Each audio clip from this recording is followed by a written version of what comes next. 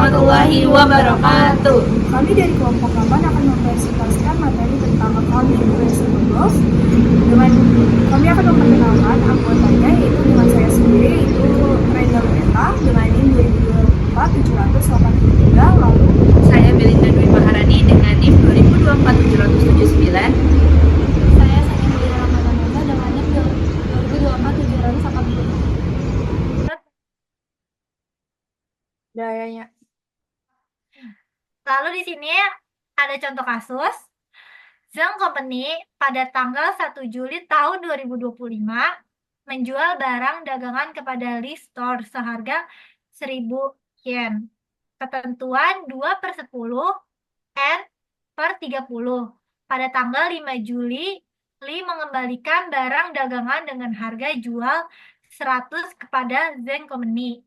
Pada tanggal 11 Juli, Zhang Company menerima pembayaran dari Lee untuk pembayaran yang jatuh tempo. Entry jurnal untuk mencatat transaksi pembukuan Zhang Company sebagai berikut. Jadi di sini ada tanggal 1 Juli, penjurnalan akun receivable sebelah debit pada service revenue di sebelah kredit masing-masing sebesar 1.000. Yang kedua, di sini ada tanggal 5 Juli, menjurnal akun sales return and allowance di sebelah debit pada akun receivable di sebelah kredit masing-masing 100. Yang ketiga, pada tanggal 11 Juli, cash berada di debit sebesar 882. Yang kedua, sales discount berada di debit sebesar 18. Yang ketiga, ada akun receivable di sebelah kredit sebesar 900.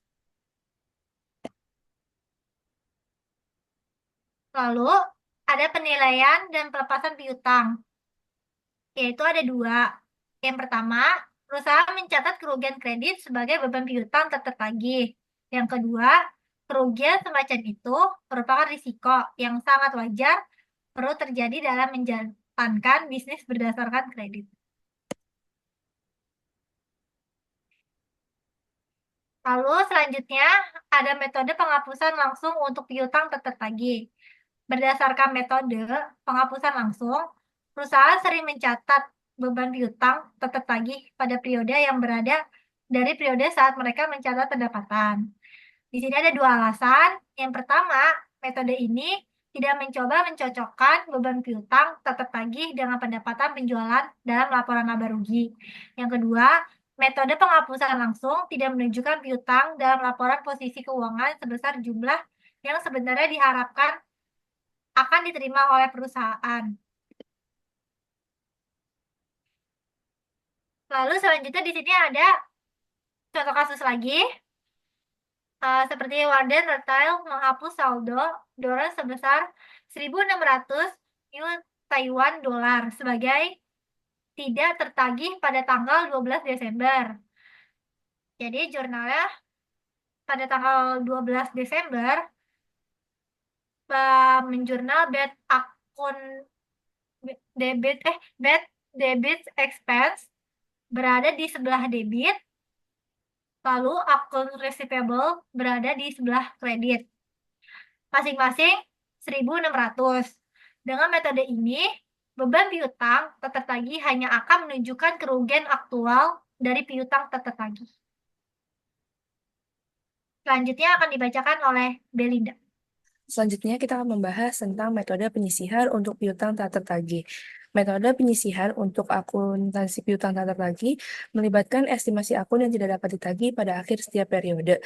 Hal ini memberikan kesesuaian yang lebih baik antara biaya dengan pendapatan pada laporan laba rugi. Dengan demikian, metode ini mengurangi piutang dalam laporan posisi keuangan sebesar jumlah estimasi piutang tak tertagih. Metode ini memiliki 3 fitur penting. Yang pertama, perusahaan memperkirakan piutang tak tertagih. Yang kedua, perusahaan mendebit estimasi piutang tak tertagih ke debt expense dan mengkreditnya ke penyisihan piutang tak tertagih melalui entry penyesuaian di akhir setiap periode. Yang ketiga, ketika perusahaan menghapus akun tertentu, mereka mendebit piutang tak tertagih sebenarnya ke penyisihan piutang tak tertagih dan mengkredit jumlah tersebut ke piutang usaha. Nah, sebagai contoh, kita asumsikan bahwa Hapson Furniture memiliki penjualan kredit sebesar 1.200.000 euro pada tahun 2025. Dari jumlah ini, 200.000 euro piutang masih belum tertagih pada tanggal 31 Desember. Manajer kredit memperkirakan bahwa 12.000 euro dari piutang ini tidak akan tertagih. Maka, jurnal pada tanggal 31 Desember adalah bad debt expense pada allowance for doubtful accounts sebesar 12.000 euro. Perusahaan mengurangi akun penyisihan dari piutang di bagian aset lancar dalam laporan posisi keuangan. Maka jumlah accounts receivable dikurangi jumlah allowance for doubtful account. Jumlah 188.000 euro ini merupakan nilai tunai yang diharapkan dapat direalisasikan dari piutang usaha pada tanggal laporan.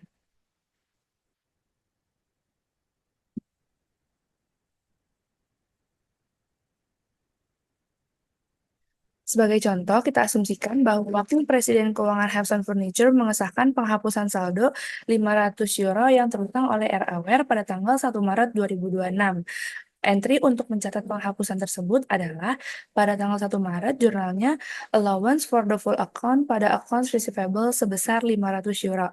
Perusahaan mendebit setiap penghapusan piutang tak tertagih ke akun penyisihan bukan ke akun beban piutang tak tertagih.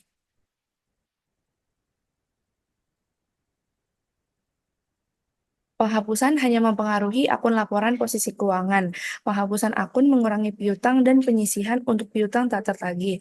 Kita lihat di gambar di bawah ini, sebelum penghapusan, jumlah accounts receivable kita senilai 200.000 euro dan nilai dari akun allowance for doubtful accounts sebesar 12 euro. Namun setelah adanya penghapusan, jumlah nilai accounts receivable kita sebesar 199.500 euro dan nilai allowance for doubtful account sebesar 11.500 euro. Selanjutnya kita akan membahas tentang pemulihan piutang tak tertagih. Terkadang perusahaan menagih piutang dari pelanggan setelah akun tersebut dihapus karena tidak dapat ditagih. Perusahaan membuat 2 entry untuk mencatat pemulihan piutang tak tertagih. Yang pertama, membalikan entry yang dibuat dalam penghapusan akun. Ini tuh untuk memulihkan akun pelanggan. Sedangkan yang kedua, menjurnal koleksi dengan cara yang biasa. Sebagai contoh, kita asumsikan bahwa pada tanggal 1 Juli, akhirnya R. membayar jumlah 500 euro yang telah dihapuskan oleh Hapson pada tanggal 1 Maret. Hapson akan membuat 2 jurnal. Jurnal yang pertama ini untuk memulihkan kembali akun piutang yang telah dihapuskan dengan akun accounts receivable pada allowance for doubtful accounts sebesar 500 euro. Sedangkan jurnal yang kedua untuk mencatat pembayaran piutang dengan akun cash pada accounts receivable sebesar 500 euro. Selanjutnya kita akan membahas tentang pembuangan piutang. Perusahaan menjual piutang karena 2 alasan. Yang pertama, piutang mungkin merupakan satu-satunya sumber kas yang masuk akal. Yang kedua, penagihan seringkali memakan waktu dan mahal. Selanjutnya ada penjualan piutang atau sale of receivable to a factor. Adalah penjualan kepada suatu faktor. Faktor ini adalah perusahaan pembiayaan atau biasanya bank yang membeli piutang dari bisnis dan kemudian mengumpulkan pembayaran langsung dari pelanggan. Biasanya pihak faktor mengenakan komisi kepada perusahaan yang menjual piutang sebesar 1-3% dari jumlah piutang yang dibeli. Sebagai contoh, kita asumsikan bahwa Keun Jewelry memfaktorkan piutang sebesar 600.000 New Taiwan dollar kepada Federal Factor. Federal Factor menilai biaya layanan sebesar 2% dari jumlah piutang yang dijual. Jurnal entry untuk mencatat penjualan oleh Keun Jewelry pada tanggal 2 April 2025 sebagai berikut. yaitu kita dapat mengkredit akun accounts receivable sebesar nilai piutangnya yaitu 600.000 New Taiwan Dollar. Selanjutnya kita akan mendebit akun service charge expense sebesar 12.000 New Taiwan Dollar. Ini dapat dari 2% biaya layanannya. Selanjutnya kita akan mendebit akun cash senilai 588.000 New Taiwan Dollar. Selanjutnya kita akan membahas tentang National Credit Card. Penggunaan kartu kredit semakin meluas di seluruh dunia. Ada 3 pihak yang terlibat ketika kartu kredit nasional digunakan dalam penjualan eceran. Yang pertama, penerbit kartu kredit yang independen dari pengecer. Yang kedua ada pengecer, yang ketiga ada pelanggan. Selanjutnya, akuntansi penjualan kartu kredit pengecer mempertimbangkan penjualan dari penggunaan kartu kredit. Penjualan kartu kredit sama dengan penjualan tunai. Sebagai contoh, Lingli membeli produk kertas senilai 6.000 New Taiwan Dollar untuk restorannya dari U Supplies menggunakan kartu Visa First Bank miliknya. First Bank mengenakan biaya layanan sebesar 3%. Maka entry untuk mencatat transaksi oleh U Supplies pada tanggal 22 Maret 2025 adalah sebagai berikut. Kita dapat mengkredit akun sales revenue sebesar 6.000, lalu mendebit akun service charge expense sebesar 180, lalu mendebit cash sebesar 5.820. Selanjutnya adalah notes receivable atau piutang wesel, yang dimana piutang itu berupa surat utang tertulis atau promissory note, yang dimana debitur itu berjanji untuk membayar sejumlah uang tertentu pada tanggal tertentu atau di masa yang akan datang.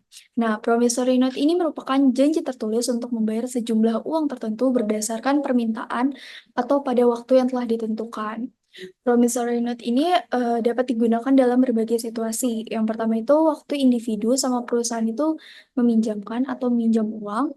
Lalu yang kedua adalah ketika jumlah transaksi dan periode kredit itu telah melebihi batas normal. Lalu yang terakhir adalah untuk menyelesaikan piutang usaha. Nah, perusahaan itu sering menerima piutang wesel dari pelanggan yang membutuhkan perpanjangan pembayaran atas piutang usaha yang belum mereka lunasi. Tapi kita harus mempertimbangkan dua masalah yang nggak berlaku untuk piutang usaha. Yang pertama itu ada determining the maturity date atau menentukan tanggal jatuh tempo. Lalu yang kedua adalah computing interest atau menghitung bunga. Selanjutnya adalah determining the maturity date, yaitu menentukan tanggal jatuh tempo. Nah, ketika jangka waktu sebuah surat utang itu telah dinyatakan dalam hitungan bulan, maka kita harus nentuin tanggal jatuh temponya dengan menghitung jumlah bulan sejak tanggal terbitnya. Contohnya itu seperti tanggal jangka waktu surat utang itu 3 bulan, lalu diterbitkannya contohnya tanggal 1 Mei, lalu akan berakhir jatuh temponya pada tanggal 1 Agustus. Lalu, surat utang yang diterbitkan pada hari terakhir suatu bulan akan jatuh tempo pada hari terakhir bulan berikutnya. Contohnya itu seperti surat utang yang diterbitkan pada tanggal 31 Juli, lalu memiliki jangka waktu 2 bulan, maka akan jatuh tempo pada tanggal 30 September. Lalu ketika tanggal jatuh tempo itu dinyatakan dalam hitungan hari, maka kita harus menghitung jumlah hari secara tepat untuk nentuin tanggal jatuh temponya. Di terbitnya surat utang itu tidak dihitung, tapi tanggal jatuh temponya itu tetap dihitung. Contohnya itu seperti tanggal jatuh tempo. Seperti kita lihat di gambar ini, di sini tanggal jatuh tempo piutangnya itu 60 hari atau sekitar 2 bulan, lalu diterbitkan itu pada tanggal 17 Juli, yang dimana tanggal 17 Juli sampai akhir bulan yaitu 31 Juli itu masih tersisa 14 hari. Lalu di bulan Agustus itu 1 bulan, yang dimana 1 bulannya itu 31 hari. Jadi kita harus menambahkan sisanya itu. Jadi 14 tambah 31 itu sekitar 45 hari. Lalu di sini ada untuk menghitung jatuh temponya itu kita bisa menghitung 60 dikurang 45. 60 ini dari jatuh tempo piutangnya. Jadi 60 dikurang 45 sama dengan 15, yang dimana berarti tanggal jatuh temponya tersebut adalah 15 September. Lalu selanjutnya adalah computing interest atau menghitung suku bunga. Nah, suku bunga yang ditentukan dalam surat utang itu merupakan suku bunga tahunan. Jadi ada berbagai faktor waktu dalam surat utang tersebut. Jadi yang pertama itu ketika tanggal jatuh tempo itu dinyatakan dalam hitungan hari, maka faktor waktu itu merupakan jumlah hari dibagi dengan 360. Tapi kita harus mengingat kalau misalkan saat menghitung hari itu kita harus mengabaikan tanggal penerbitannya, tapi kita tetap sertakan tanggal jatuh temponya. Lalu yang terakhir adalah kalau misalkan tanggal jatuh tempo itu dinyatakan dalam bulan, maka faktor waktunya itu adalah jumlah bulan dibagi dengan 12. Selanjutnya adalah recognizing notes receivable atau pencatatan piutang wesel.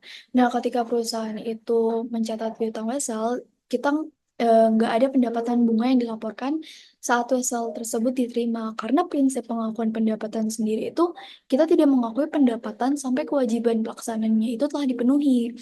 Dan bunga yang diperoleh itu akan dihitung seiring berjalannya waktu.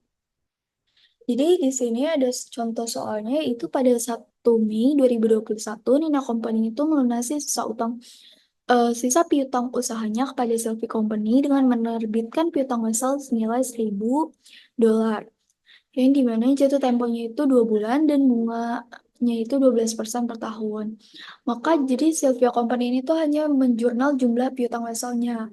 Bunganya nggak dihitung karena balik lagi kayak yang tadi kalau misalkan bunganya itu akan diperoleh seiring dengan jalannya waktu. Lalu jurnal yang dibuat sama Sylvia Company ini maka notes receivable pada accounts receivable sebesar $1.000.